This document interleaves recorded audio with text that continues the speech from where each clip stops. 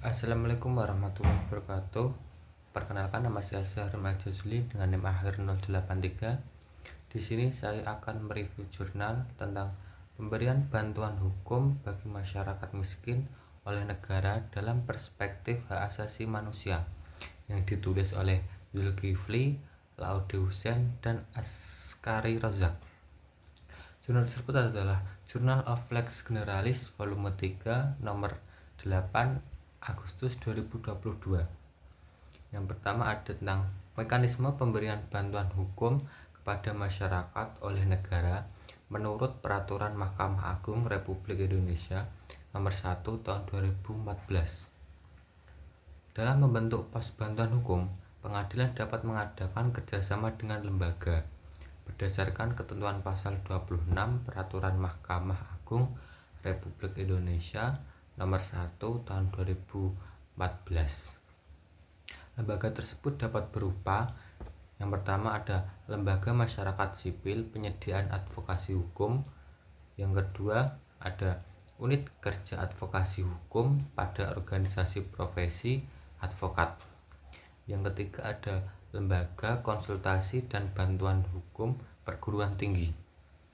Di dalam ketentuan pasal 22 ayat 1 Peraturan Mahkamah Agung Republik Indonesia nomor 1 tahun 2014 dijelaskan bahwa penerima layanan pos bakum di pengadilan adalah setiap orang atau sekelompok orang yang tidak mampu secara ekonomi dan atau tidak memiliki akses pada informasi dan konsultasi hukum yang memerlukan layanan berupa pemberian informasi, konsultasi, dan advis hukum atau bantuan pembuatan dokumen hukum yang dibutuhkan dapat menerima layanan pada pos bakum pengadilan.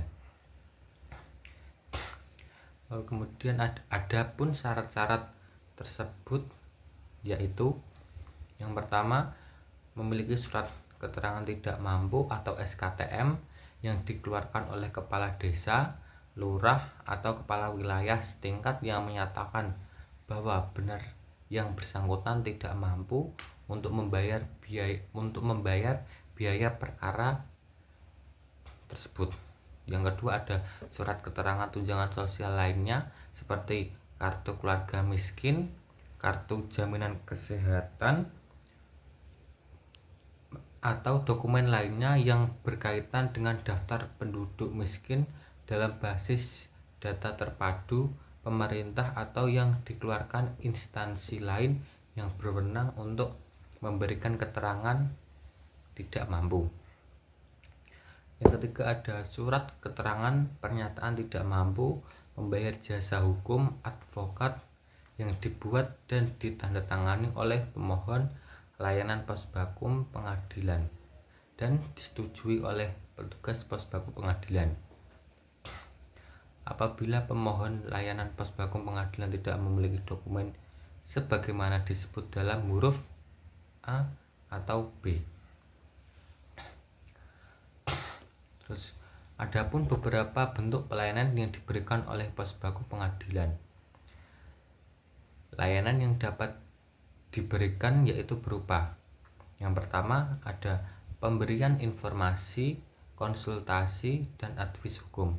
Yang kedua ada bantuan pembuatan dokumen hukum yang dibutuhkan. Yang ketiga ada penyediaan informasi daftar organisasi bantuan hukum sebagaimana dimaksud dalam Undang-Undang Nomor 16 Tahun 2011 tentang bantuan hukum atau organisasi bantuan hukum atau advokat lainnya yang dapat memberikan bantuan hukum secara cuma-cuma. Penerima bantuan hukum berhak mendapatkan bantuan hukum hingga masalah hukumnya selesai dan atau perkara telah mempunyai kekuatan hukum tetap, selama penerima bantuan hukum yang bersangkutan tidak mencabut surat kuasanya. Terus dalam menjalankan tugasnya, pemberi layanan hukum mempunyai kewajiban yaitu: 1. Memberikan layanan yang profesional dan bertanggung jawab. 2. Memberikan informasi hukum dan informasi lain yang terkait secara jelas dan akurat. Yang ketiga, memberikan konsultasi dan advies hukum yang seimbang dan komprehensif.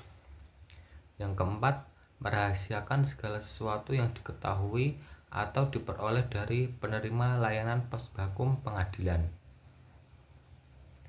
Yang kelima, menjalankan prinsip-prinsip perlindungan terhadap penyandang disabilitas, perempuan, anak-anak, dan orang lanjut usia. Yang keenam, menghindari konflik kepentingan dengan penerima layanan posbakum pengadilan. Pemberi layanan posbakum pengadilan mempunyai beberapa larangan, yaitu membedakan perlakuan terhadap penerima layanan posbakum pengadilan berdasarkan jenis kelamin, agama, politik, keturunan, ras, atau latar belakang sosial budaya. Terus melakukan diskriminasi terhadap penerima layanan posbakum pengadilan karena yang bersangkutan penyandang disabilitas, perempuan, anak-anak, atau orang lanjut usia. Terus memberikan informasi, konsultasi, dan advies hukum yang tidak memiliki dasar hukum material maupun tidak sesuai dengan hukum formil. Terus meminta biaya atas layanan yang diberikan kepada penerima layanan posbakum pengadilan. Terus memberikan janji-janji sehubungan dengan layanan atau perkara terkait.